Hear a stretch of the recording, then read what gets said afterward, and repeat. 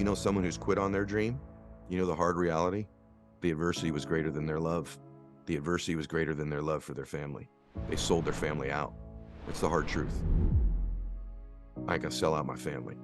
There ain't any word game, any adversity, any obstacle, anything you're gonna put in front of me that's gonna get me to sell my family up the river.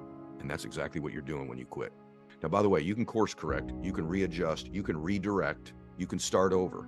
But when you quit and lay down entirely in your life, you have said you don't love your family enough. You don't love yourself enough. That this obstacle is bigger than that. Most of you are afraid to get a big vision because you think you're going to miss it. And then you're afraid to really pursue it and chase it because you're afraid you'll fail. You'll never do anything for yourself, but you'll do stuff to achieve your vision, and you'll do stuff to make other people happy. What I recommend you do is once you get that vision is you link your love for other people to that vision and dream. Because as long as you tell yourself, I love these people more than I'm afraid that this dream won't happen. I love these people more than I'm worried about the obstacles and the roadblocks. I love my family. My love is greater than anything that will get in the way. Many, many times I wanted to quit, and I would remind myself, I love my family more than this obstacle. I love my family more than I'm afraid. I love my family more than this adversity. I will love my family longer, and it will endure far past this problem. And once I attached my love to the dream, the people I love to the dream, I became a pretty unstoppable force because there was no cop-out.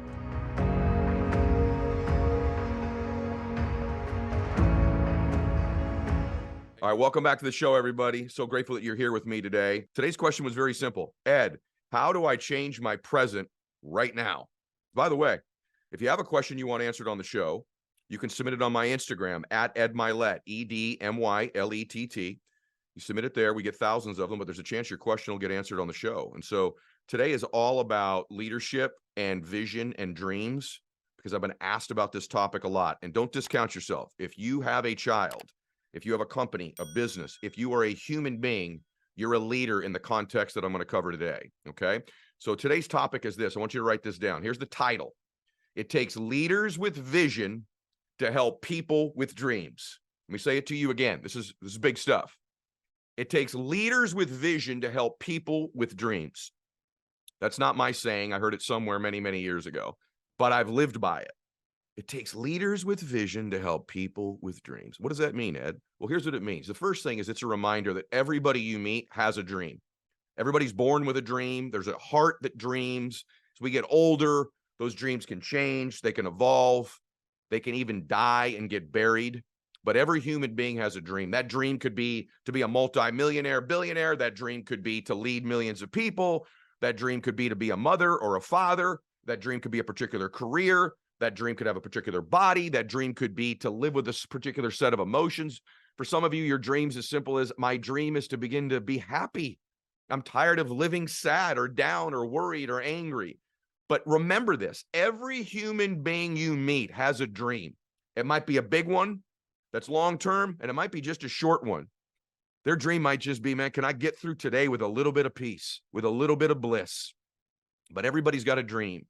And I've reminded myself of that when I meet humans, that they have dreams. Every precious person has one. And like I said, there's millions of them, and there's varieties of them. And some people have lots of different dreams. But this is a context and a syntax that you begin to see your brothers and sisters differently. That server at the restaurant that's serving you, that you don't make eye contact with when they ask you, how's the food? Or what would you like to order? That person's got a dream.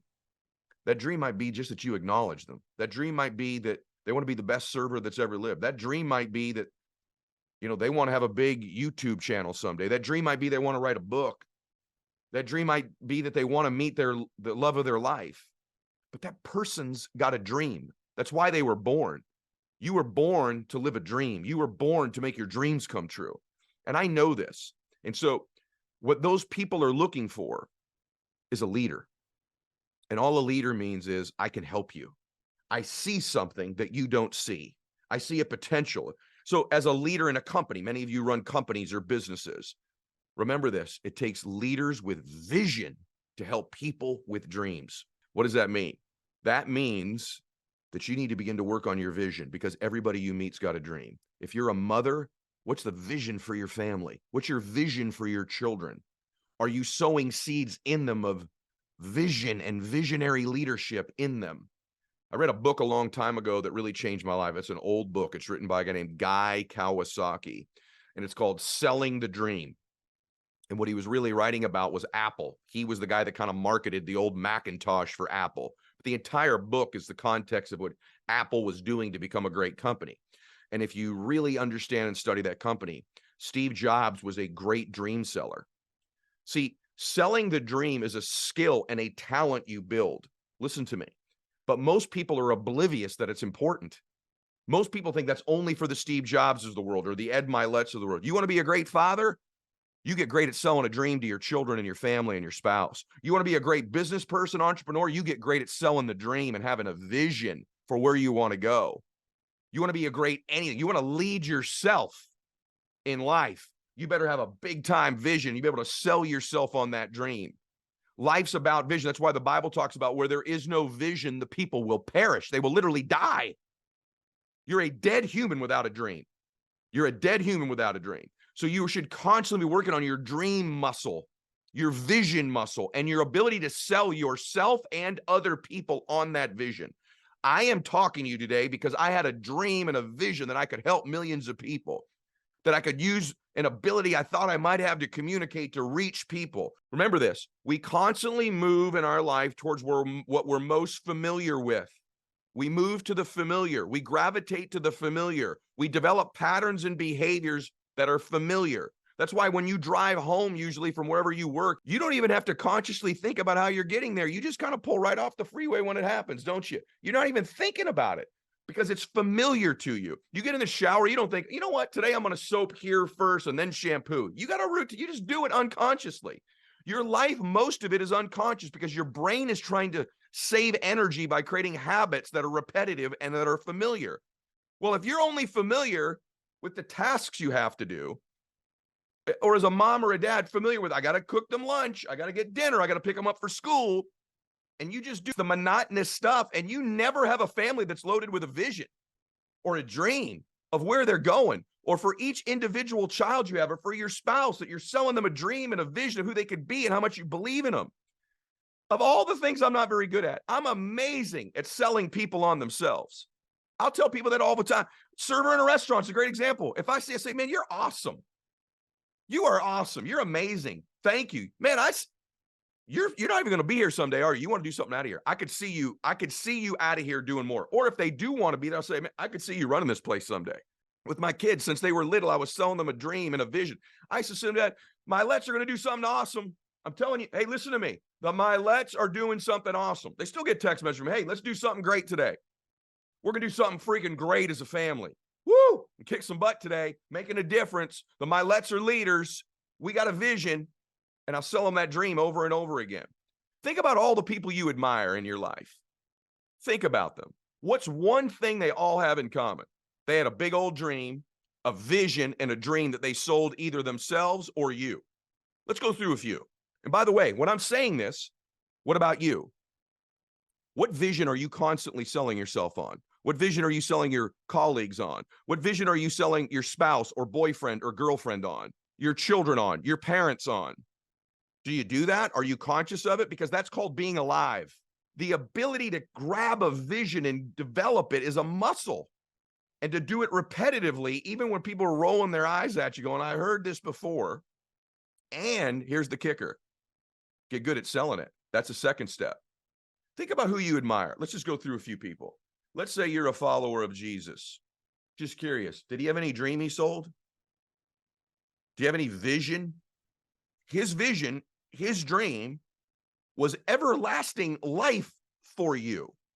That's about as big as it gets. You bought the dream and the vision if you're a believer. Whatever your faith is, you've bought the vision and the dream of this person that is your deity. In my case, I'm a Christian. And then what did he do? He sold the dream. He cast the vision and he sold the dream over and over and over and over and over again. And then he built a team of people that sold it, and it's become the biggest movement in the history of mankind. Maybe you're not religious. How about Martin Luther King? Do you admire him? Wow, that's interesting, because his most famous speech is, I have a dream. And he sold the dream. He did it with his oratory skills. He did it with his physical labor in the marches and the standing in the difficult times up against adversity. And then he had other people who caught that dream, like the Rosa Parks of the world, who started to carry that dream and that vision. Okay, maybe you're into politics. Who do you like, Trump or Obama? Because you don't like them both. What did Obama have? Hope and change. If you loved Obama, you were all about hope and change. And he embodied that hope and that change that you love. Maybe you didn't like Obama. Maybe you're a Trumper. You love Donald Trump. Did he have a vision? Does he have a vision? Make America great again. That's the vision. And he sold the dream on it. Now, it's even more powerful when you embody that dream. So let me give you some steps. You gotta get great at seeing a vision for yourself and other people. Then you gotta sell a big enough dream that the dream of everybody within your stewardship can fit inside the one you're selling. So if you're a business leader, you gotta sell it big. Here's your number one problem if you're running a business right now. You ain't selling it big enough. You gotta see it bigger. Ready for this? Get in the big, man. Sell it bigger. Get in the big. When Apple was just a board company, Jobs was talking about being the most transformative company of all time. That was crazy. How about me? Some guy that's just plugging away as an entrepreneur 25 years ago, a dream of being worth hundreds of millions of dollars, of influencing millions of people, of using my story to change. You'd have laughed your ass off at me back in those days. Well, people aren't laughing anymore, are they? Because I got a big old vision. I started selling myself the dream. And when you sell it and then you embody it. So here, that's step one, get a vision. Step two, start selling that dream. Step three, make it repetitive. Being in business or being a mom or being a dad or being a leader is not coming up with new things you say to old people. It's saying old things to new people. Let me say that to you again. Too many of you are trying to create some new thing you're saying to the old team. What you need to be doing is saying the old things to new people. So I've said it over and over and over. So you got to sell it big enough that everybody's dream fits inside of it. So the Myletts are going to do something awesome. Max, you can play on the PGA Tour. Bella Boo, you can have your own business and run for president someday. It fits inside the dream that I'm selling. If you're running a company, you got to get the dreams of everybody to fit inside that. The third thing is you got to back it up with massive action. It can't just be words. People got to watch you go, oh, she means it now. You get good at selling that dream and you do it repetitively. You don't end up suffering from what I call leadership fatigue, where you get tired of hearing from yourself. You get tired of saying it. Most businesses fail because the leader gets tired of selling the dream and acting like it. Most parents fail because they get tired. If they ever sold a dream, they get tired of selling it because the kids don't behave, they don't act like it, and they finally just quit. The more you sell the dream and sell the vision, I'm convinced the problem for most kids is they're being raised by parents who don't sell a big vision and a big dream and tell them how amazing it's going to be. When you're a leader, that's a position. That means you have a viewpoint the people behind you can't see. You have a job as a leader, as a mom, as a dad, as a business leader, as a coach, to say, hey, let me tell you what I see because you can't see it. Let me tell you how it's amazing it's going to be when we get there, how worth it it's going to be to go through the trials and tribulations, how worth it is to go through the ups and downs and put the work in. Let me say it to you again because this is going quick, okay? You got to see something they don't see because of your position as leader, and you got to be able to say, let me tell you what I see. And you tell them over and over and over, and you tell them in different ways until they get it, but you say the same thing. And you tell them how amazing it's going to be when we get there. Go all the way back to Jesus. Let me tell you what I see. I see you in heaven someday. Let me tell you how amazing heaven's going to be. Let me tell you how amazing it is. Right? Over and over and over. Then you tell them how to get there. Over and over and over again. It's got to be big. It's got to be bold. It's got to capture people's hearts, and they've got to see themselves fitting inside the one you're selling. It can't be a selfish dream unless you're just leading you. Then you got to do the hard one. You got to validate it with your action. They got to see you go, wow, she's serious. She's in here 2 hours earlier than she used to be. Oh my gosh, she's got this dream of doing this bodybuilding contest she's doing. Look how disciplined she is with her diet. My gosh, you know, she takes off on lunch and works out in addition to her morning workout. They start seeing it. Man, he's talking big stuff for the company right now. He's talking major plans, major vision, unbelievable stuff. Have you seen how he's working right now? This dude's a maniac. He means it. You validate the dream with your actions. You tell your kid they're going to play high school basketball. How often are you getting out there shooting with them? How often are you getting up early? How many videos are you sending them on shooting stuff? How many articles? What the coach are you trying to get work to get them with? Validate it with your actions. You become a powerhouse. And then it starts to get momentum. This is what happens in life. You got to learn to do this. If I was to tell you one thing about your life I would wish for you, is that you would get a bigger vision for you. If there's one thing I would wish for your company, is that you get a bigger vision for your company. If there's one thing I'd wish for your family, is that you get a bigger vision. And after you have those things, then what I would wish for you is that you work on the development of selling that dream and getting better at selling yourself and others on that dream. Then I'd wish you'd repeat it almost to the point of people thinking you're crazy. And then what I would wish is that everybody can fit inside the one you're selling. And then what I'd wish is that you'd validate it by taking massive action. You start doing that, your life changes. The reason your life is not changing if you want it to is you don't have a compelling vision that's greater than your fears. And the way you make a dream happen, by the way, you might say, I don't know what my dream and my vision is. Let me tell you what it is. Your dreams, what will move you in your life always, is either the future you want or other people. You'll never do anything for yourself, but you'll do stuff to achieve your vision, and you'll do stuff to make other people happy. What I recommend you do is once you get that vision, is you link your love for other people to that vision and dream. Because as long as you tell yourself, I love these people more than I'm afraid that this dream won't happen. I love these people more than I'm worried about the obstacles and the roadblocks. I love my family. I love my whatever it is more than I'm scared, more than the adversity. My love is greater than anything that will get in the way. Most of you are afraid to get a big vision because you think you're going to miss it. And then you're afraid to really pursue it and chase it because you're afraid you'll fail. Many, many times I wanted to quit. And I would remind myself, I love my family more than this obstacle. I love my family more than I'm afraid. I love my family more than this adversity. I will love my family longer and it will endure far past this problem. And once I attached my love to the dream, the people I love to the dream, I became a pretty unstoppable force because there was no cop-out. And by the way, if you know someone who's quit on their dream, you know the hard reality? The adversity was greater than their love.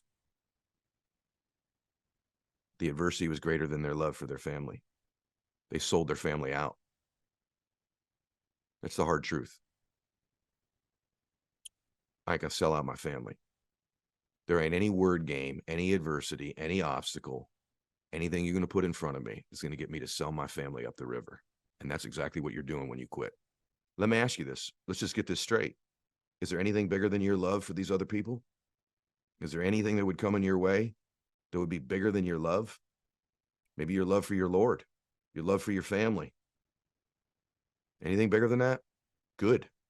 I hope the answer was no, because if there's nothing bigger than that, you're going to win. Unless, of course, you renegotiate that at some point, which a lot of people do. You ever seen someone who's been defeated in their dream?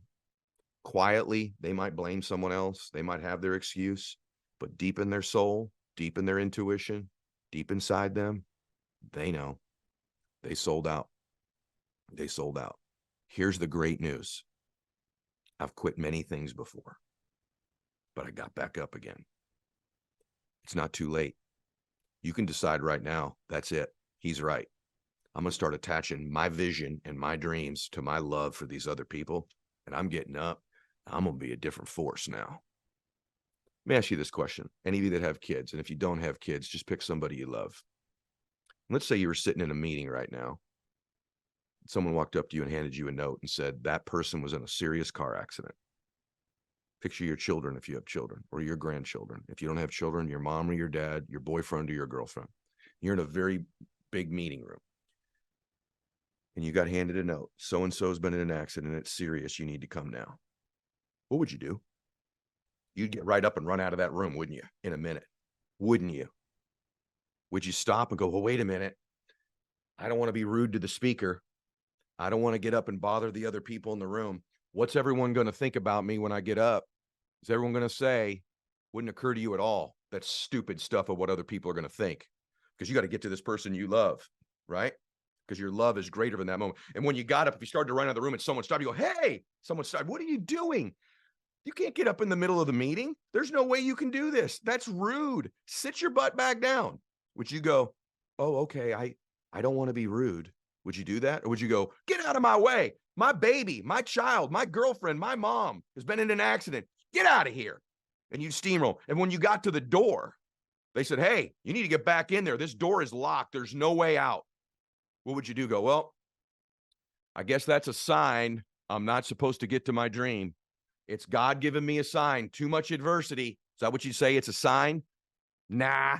You know what I bet you do? I bet you'd kick the door down, wouldn't you? You sure would. You'd kick that door down. Bam. No obstacle. When you got out to your car and it didn't start and it wouldn't go, you're like, well, I guess that means I'm not supposed to get there. Man, one thing after the other. I guess I'll just lay down here. Another obstacle, another sign, just not meant to be. I just don't have what it takes to get to my child. Would you do that? Heck no. You'd go carjack a dadgum car if you had to, wouldn't you? You'd ask, I need your car. I need your car. I need your car. I need to get, take me right now. You'd get an Uber. You do whatever you could. You get an Uber, you get a taxi. You'd run and get anything it took. When you got to the hospital, if you got to the door, they go, hey, slow down. There's procedure here. You got to sign in. Or you family, you got to be like, hey, I got to get to my family. No obstacle. Well, hey, we need these. Would you say, well, man, before I do it, I need to know the exact words I'm supposed to say. I need to be totally prepared for when I get to the hospital. I need total preparation before I can get to screw preparation. You're never going to be totally prepared for that moment. You don't have to have the perfect words or the perfect moment or the perfect knowledge or understand everything. That's all out the damn window when you want something to get somebody that bad. You'd get to your baby, wouldn't you? You wouldn't need the perfect words. You wouldn't need to know everything. You wouldn't wait to get started for the right timing. None of that crap would matter, would it? Because you're going to get there because you love them so much. That's how your dream has to be. And by the way, that's the truth of how people make their dreams come true. And here's the truth about the people that don't. They don't attach that love, that urgency, that obsession. And so little stupid things start to seem big. What are these people going to think? Oh my gosh, someone rejected me and told me to sit back down. The doors are closed. There's no way to get in that room and make it happen. You'd find a way to get that door knocked down, wouldn't you? There's no door closed. It didn't start. There's a setback. My car. No, wouldn't matter. When you got there, they said, hey, we need this information. We need to hear the right words from you. You wouldn't wait around and go, well, let me sit in the parking lot and prepare for another 3 weeks before I get started. So the timing's better. And I know everything I need to know when I get in that hospital. No, you know enough. And you'd get going. And what you would say is, I'll figure it out when I get in there. Isn't it trivial and isn't it silly when you put it in that context? What we let stop us and why we lay down after a while? Ed, how do I get back up in my life? I'm telling you how. You get back up by getting a new vision, by repeatedly selling yourself this dream, and by attaching your love, like that precious child or loved one who was in an accident, that type of urgency, that type of love, that type of obsession towards chasing it. And now you're up. And when those obstacles do come, they may rattle you, they may stagger you, but they won't stop you. You're unstoppable.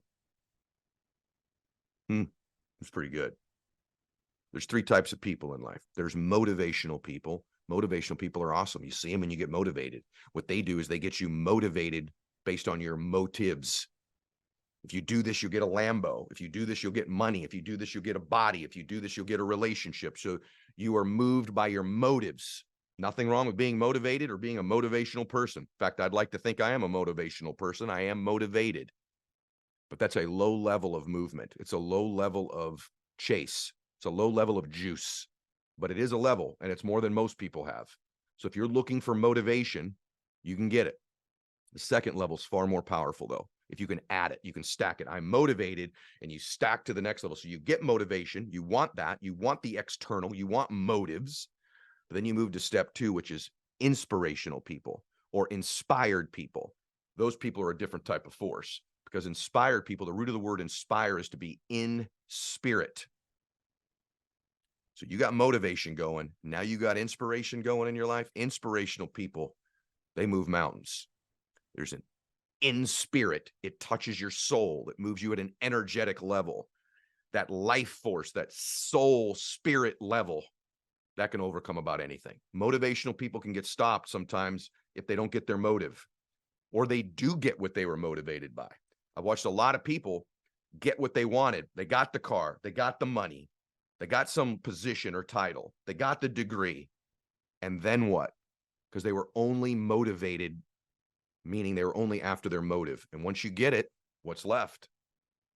Or if you don't get it, that next level is so powerful, which is to be inspirational or to be in spirit. That's to move people with love. What I'm talking about today is to go to the next level, you need to be inspired. And then the third type of person is very rare. Those are aspirational people. Aspirational people are people you aspire to be like. So if you want to get your family motivated or your company motivated, let's take your company. Hey, if we do X or Y, I'm paying this bonus. If we do X, Y, or Z, we're taking a company trip. If we do X, Y, or Z, it'll mean a job promotion for you. That's motivating people, and you should do that. The next level, though, is to get them inspired in spirit, which is to say we're going to make a difference in other people's lives. We're going to make history. We're going to create change. We're going to change the planet. We're going to rewrite a wrong. We're going to do something great as a company. We're going to make history. That, or as a family, we're going to take the whole family to a new level. We're going to create generational wealth. This family's going to be joyous and different and amazing. I said earlier, one of the things about Dr. King that was so powerful was not only was he motivational, but he was inspirational. You felt something spiritual. You felt something in your soul. You felt an emotion. But he was even beyond that, wasn't he? The reason he was a transformational figure is because he was aspirational. People aspired to be like him. He didn't just speak. He went to the march. He stood in the line. He stood in the tough place. He took the hits. He lived under threat for so long and still stood by his beliefs and his dream. He was aspirational. If you're a follower of Jesus, he sure heck was motivating. Man, what an inspirational man. What an inspirational figure when he was walking this earth. Unbelievably inspirational. But he was more. He was aspirational. He lived it. He literally died for you and for me. Doesn't get any more aspirational than that. And that's how you create a big movement. That's how you create an amazing family. That's how you do something great. Motivational, inspirational, and aspirational. At least today, start by being motivated, but be working your way towards being inspirational, and take massive action on a regular basis, and you will become aspirational. Back it up with massive action. Anyway, that's what I think you do to change your life today. Now, there's a million things I can talk about. I talk about them every week. But in today's case, it takes leaders with vision to help people with dreams. And everybody you meet has a dream. Everybody you meet has a dream in their heart, or they used to. And it is your job to reinvigorate, to turn that light on, to create that fire in other people with a kind word by telling them what you see. And then if they see you living a certain way, they want to be more like you, then you become aspirational. In your family, let me tell you what I see. Let me tell you what I see. I see a vision for our family. I see a vision for you, my son. I see a vision for you, my daughter. I see a vision for you. You're going to do something great with your life, and you repeat it over and over and over again. You tell them about their giftedness and their greatness and what they're good at. And you back it up with the actions you take. That's how you transform that. In your company, it's the same thing. Let me tell you where I see we're going. If we get there, there's this trip, there's this contest, there's this reward, there's this promotion. But beyond that, we're going to make history. We're going to do something great. We're going to change this industry. We're going to do something awesome. People are going to know who we are. We're going to be on the map. We're going to compete. And then they see you act in a certain way, and then you're aspirational, and you validate the dream. All right, everybody.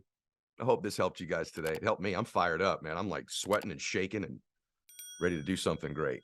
If today meant something to you, share it with somebody that means something to you. God bless you guys. Max out your life.